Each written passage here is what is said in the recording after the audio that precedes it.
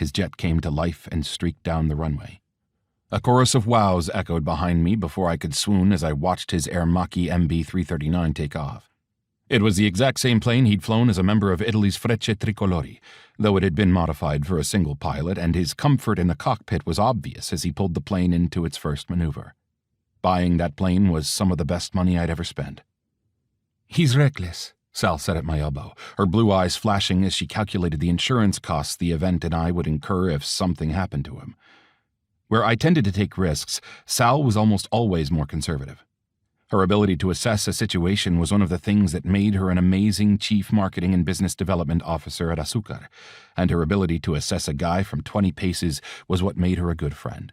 She'd been by my side the entire time I'd spent building my business, and she was one of the reasons Azucar Rum had become one of the most exclusive liquor brands in the world.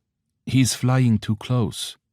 Dominic was too low, and I knew he was pulling the stunt at the very bottom of the ceiling to make sure I saw him execute it perfectly.